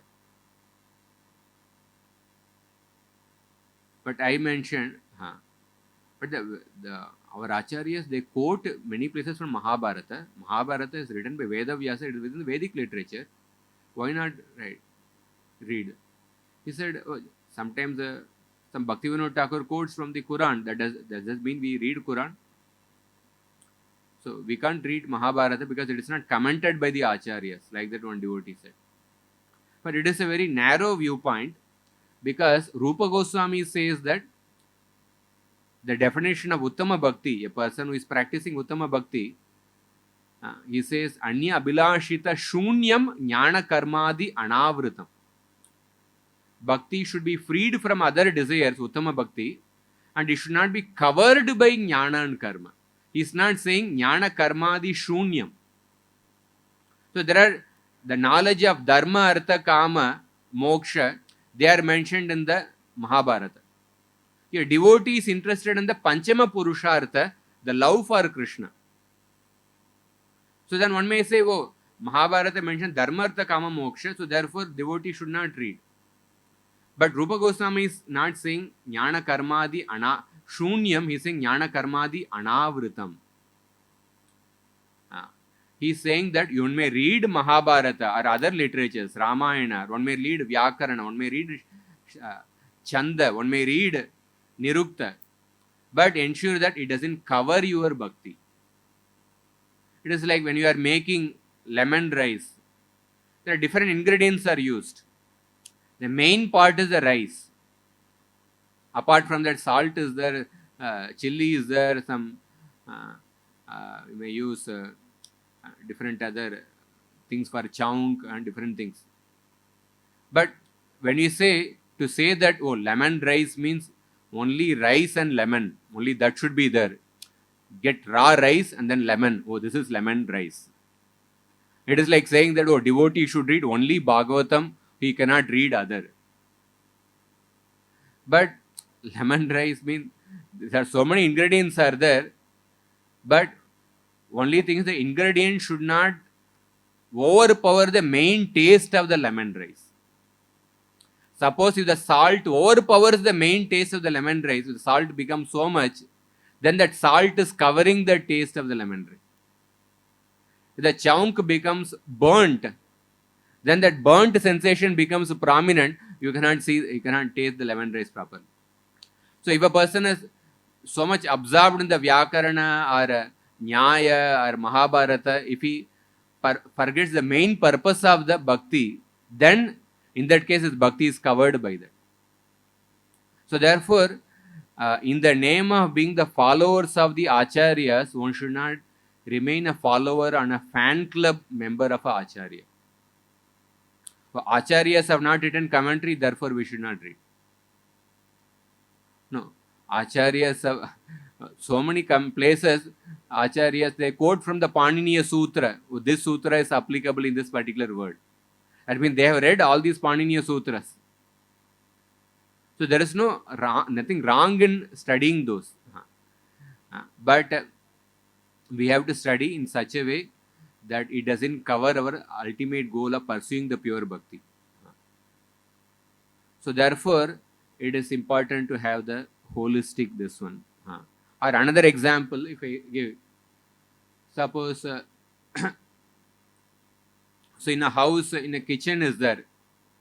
So in the kitchen, the person who makes the main menu, who cooks the kitchen, that is the wife or the mother in the kitchen. But suppose, but there are maybe different aspects of the kitchen. Some electrical work is there, some plumber sometimes comes and does some work, or some maid servant comes and washes the utensils. So, but if we say, sometimes if the plumber says that, what this week's menu, I am going to give the menu, you prepare that menu, if the plumber says that.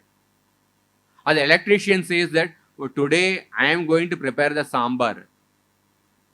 Electrician who comes to do some electrical work, today I am going to prepare the sambar.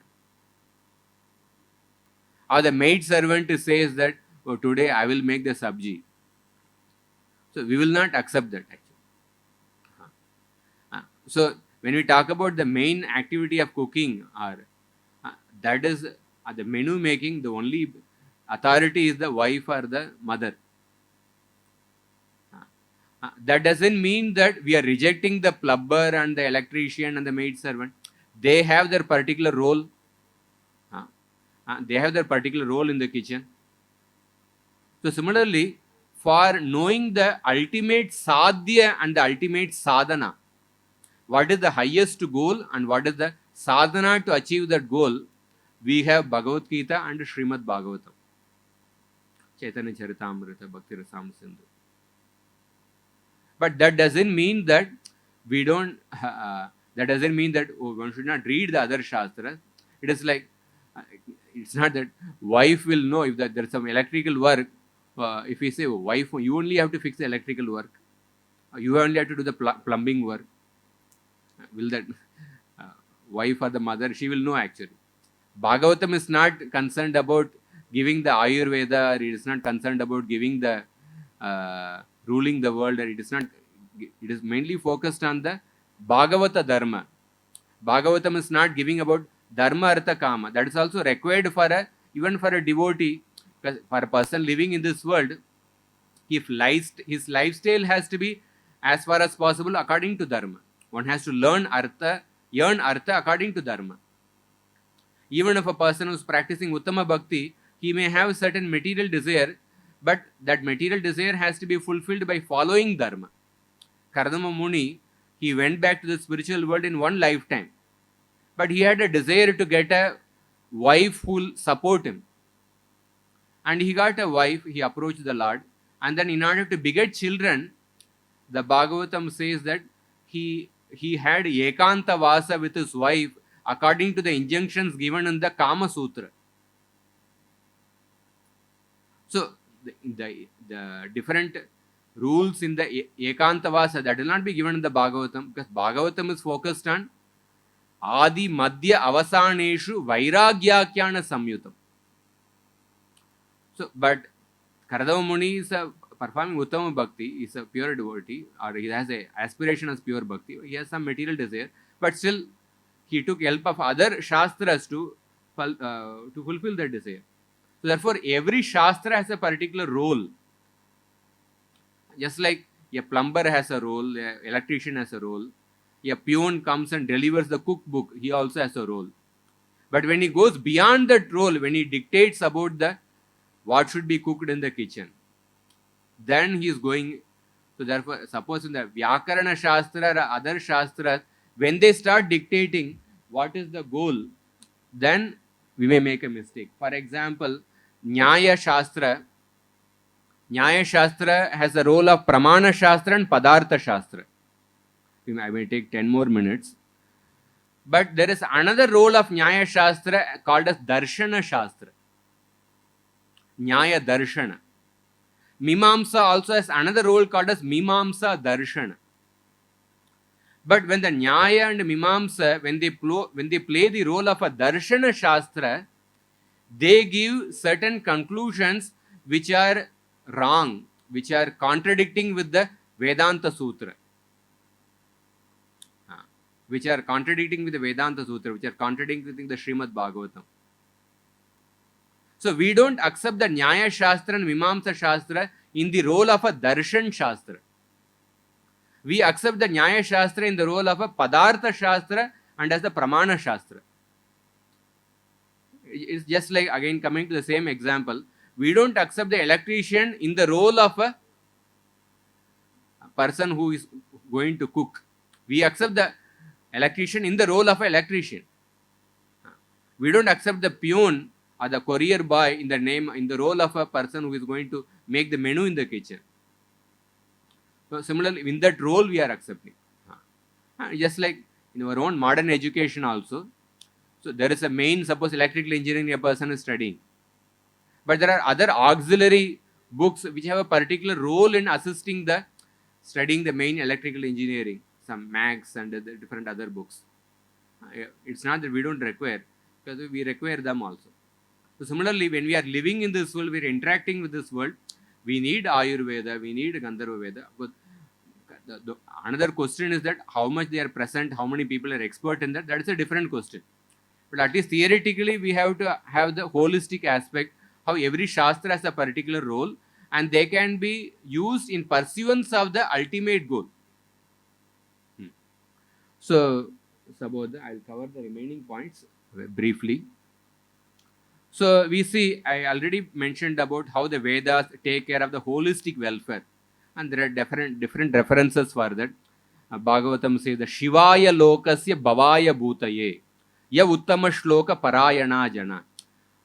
Parishit persons who are surrendered to the Lord, they work for the auspiciousness of the world, extinguishing the repeated birth and death and supplying the material needs, both for the material prosperity and for liberation.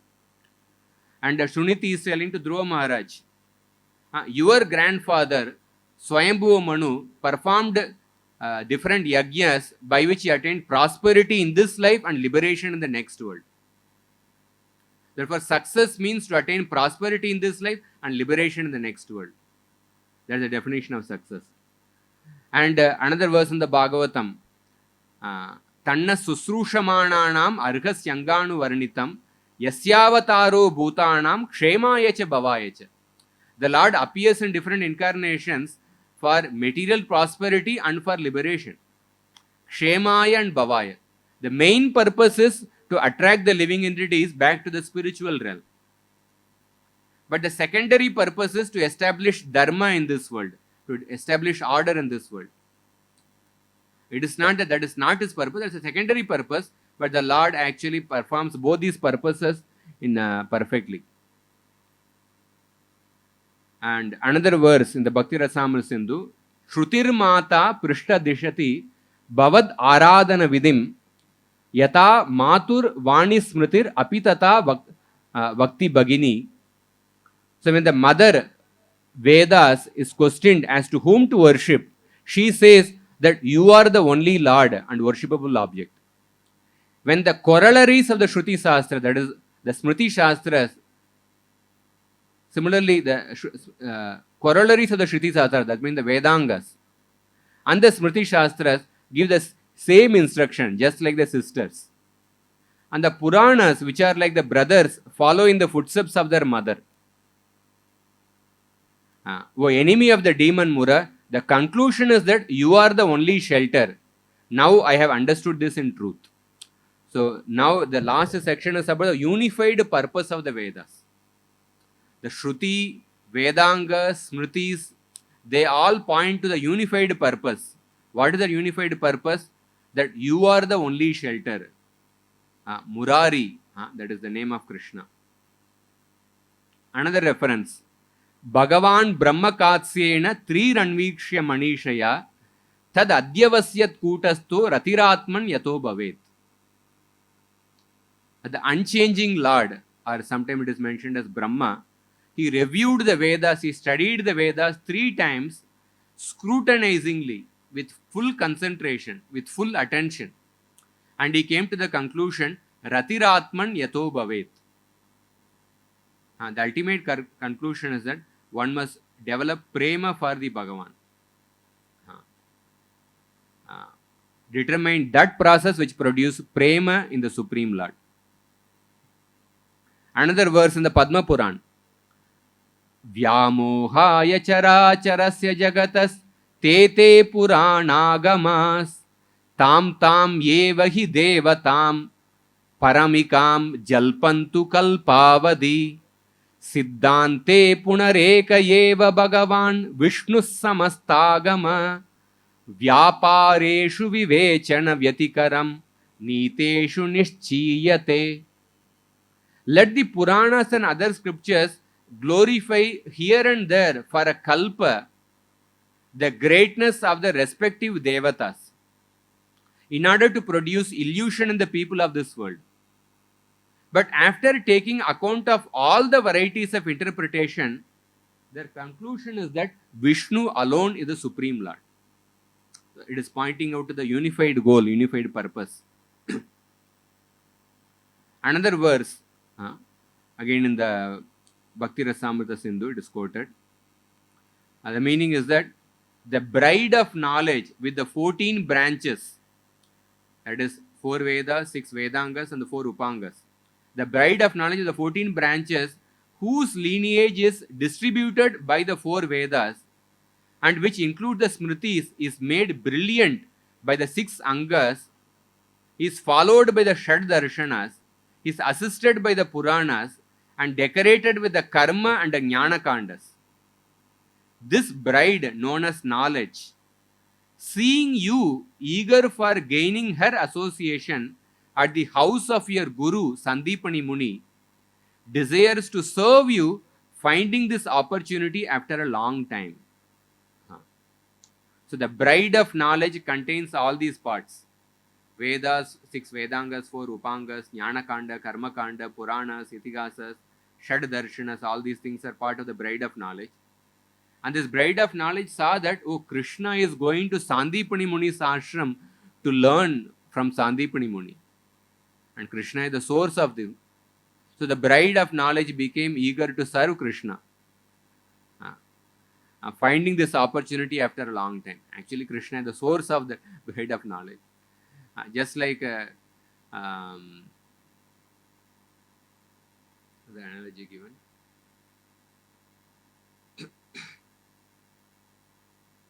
So the sun only pours forth the water. Sun only takes the water and gives it, it sends the rain. And in a way, Krishna is the source of all the knowledge. But sometimes in the Sandipuni Muni, but still served Krishna by teaching knowledge. It is like sometimes we use the same water given by the sun in order to make some argya offering to the sun. In that way, Sandipuni Muni performed a service to Krishna and Balram. Another verse in the Bhagavatam where it is explained that Tvam Puragam Rasaya Mahasukaro Damshaya Padminim Varanendru Yata Stuyamano Nadal Leelaya Yogibir Vyujyaharta Trayigatra Yajna Kratuhu. In this verse, Krishna is mentioned as the personified Vedic knowledge. So Prabhupada writes in their purport, Trayigatra is a significant word which means the transcendental form of the Lord is the Vedas. Therefore, anyone who engages in the worship of the deity form of Krishna is understood to be studying all the Vedas 24 hours a day. And simply by decorating the deities of Radha and Krishna, one very minutely studies the injunctions of the Vedas. Even a neophyte devotee who simply engages in the worship of the deity is understood to be in direct touch with the purport of the Vedic knowledge. And therefore it is explained, again another place in the Bhagavatam, even an outcast who chants the holy name of Krishna, it is considered that such a person has completed all the austerities, all the sacrifices, all the bathing in the holy places, and all the study of the Vedas, because the holy name is non-different from Krishna. So Rigveda, Dota Yajurveda, Samavedo Apatarvanaha, Adhitashtena Yenoktam Haritrayaksha Ardvayam. Vishnu Dharma Puran says that a person who chants the two syllables Hari has already completed the study of Rig, Yajur, Sama and Atharva Vedas. And Krishna says, Vedaischa Sarver Ahameva Vedyo Vedanta Krit Veda Videva Chaham. I am the person known by all the Vedas. I am the maker of the Vedanta since I am alone know the Vedas. And last verse in the Bhagavatam, it is explained that the sages are telling to the Suta Goswami, we know that you are expert in the meaning of all the subjects except some portion of the Vedas, and thus you can clearly explain the answer to all the questions we have just put to you. In that purport, Prabhupada explains that there are Karmakanda Brahmanas and there are Parivrajakaacharya sadhus. Karmakanda Brahmanas are expert in the pronunciation of the Vedic mantras. Parivrajakaacharya sadhus, they may not be expert in the pronunciation of the Vedic mantras. They speak from the Purana stories. But ultimately, they are one and different simultaneously because they are meant for the same end in different ways. It is not that Parivrajaka, Karmakanda Brahmanas are more important than the Parivrajakaacharya sadhus. So in this way, we see the holistic purpose of the Vedas. So therefore, in order to understand the essence, Bhagavad Gita, Srimad Bhagavatam, these are the Chaitanya Charitamrita, Bhakti Rasamrita.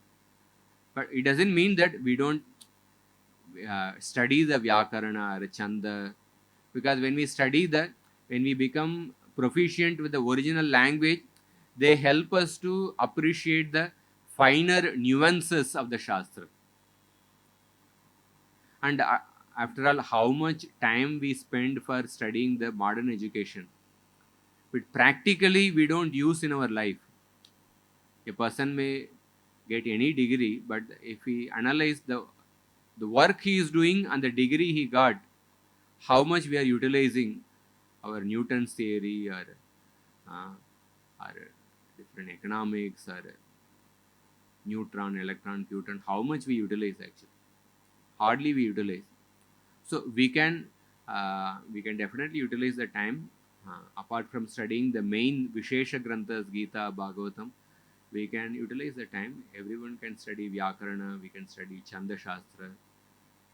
In ISKCON may not be people who are proficient in that, but there are people at different places, online courses are there, we can study, and then we can use them in the service of Krishna. We can use them. Of course, there may be certain limitations. Some of the Shastras, they involve a lot of memorization. You need to work hard. It is not hearing some story like that. So later age, it may become more difficult actually. But in any way, if we have the habit of learning, we will never feel bored. Even in the later age, one can keep learning. One of my Vyakarana teacher, I asked him, it becomes difficult to memorize all these sutras, especially at this age. Remember so many rules. Can you give some tips? Can you give some guidelines? So he said that like when you were studying in the Gurukul, there was one elderly gentleman who retired from the army. He came to his Gurukul and he asked the teacher, I want to learn some Shad Darshana, Vedanta and all. Can you please teach me? So the teacher said that we don't teach Shad Darshana, we teach only Vyakarana here. If you learn Vyakarana, it will open the gateway for learning all the Shastras, because all are written in the Sanskrit. So then he made up his mind to learn the Vyakarana. Then the teacher said that, okay, first thing is you memorize the 4,000 sutras, and then you come, and then I'll start explaining. He said, memorizing at this age? Oh, it is important. It's impossible for me actually. Because many of the sutras are also sometimes tongue twisters. But then because he was coming from an army background, he had a training of not accepting the defeat. He cannot accept defeat easily. So he decided to give a try. So every day he decided to memorize certain number of sutras, and this teacher was a younger student. He was given to the task of supervising it. And then he said he was having difficulty, but over a period of time, he memorized a good number of sutras and then learned some Shastra also. So he told the story, and then he told me that he quoted a verse from Rig Veda. So just like a chaste wife is not hesitant to reveal her Swarupa to the husband, will not hesitate to reveal her body, or will not hesitate to reveal what is there in her mind to the husband.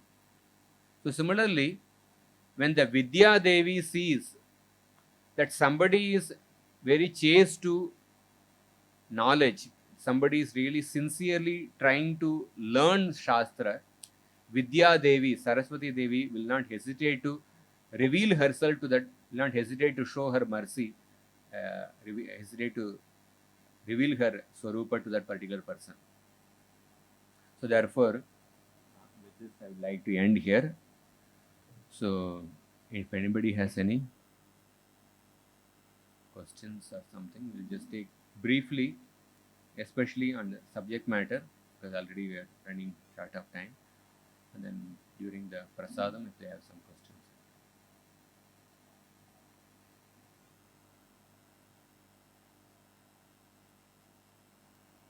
Yes.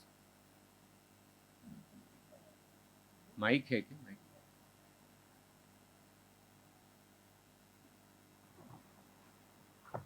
Hare Krishna Prabhuji. So both Bhagavad Gita and Srimad Bhagavatam are part of Puranas, right? Bhagavad Gita is part of Mahabharata, Itihasa. Bhagavatam is one of the Puranas. So my question is, if Bhagavad Gita is spoken by the Supreme God itself, where is the need of studying Srimad Bhagavatam? So Bhagavad Gita is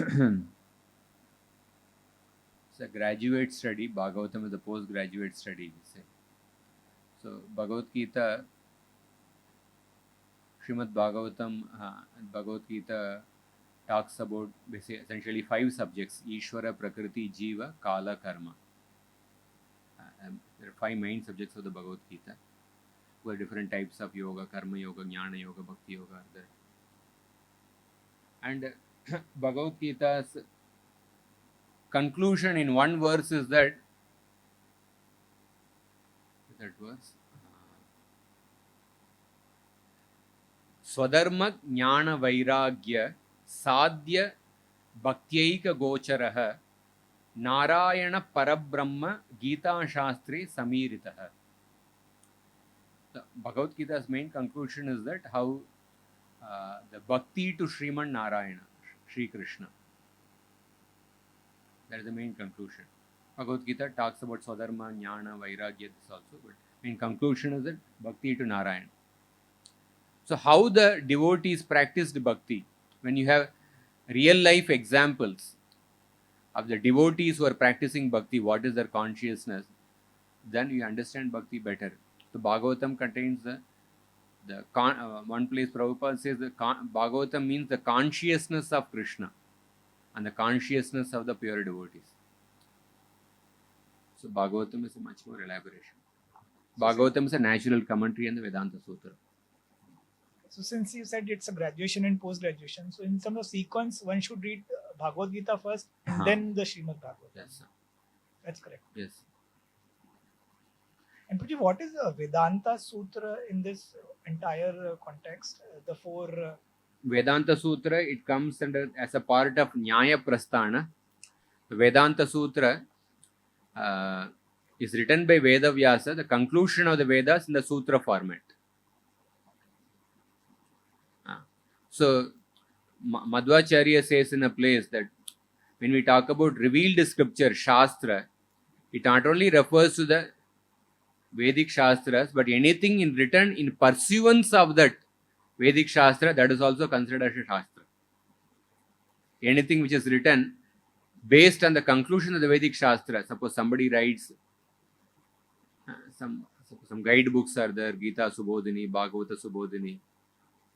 They are written based on those Shastras, they are also Vedic Shastras. So Vedanta Sutra is written by Veda Vyasa. He gave the conclusion of the Vedas in a Sutra form. Thank you, Prabhu. आपका class है क्या? अच्छा कितने बजे? 8 to 9. Okay, I am just ending it. The class is over. This question I am just ending. So that is the Vedanta Sutra. So we will actually end here because we'll take the. I'll be there during Prasadam. We'll take the question answer. Know that the class is there.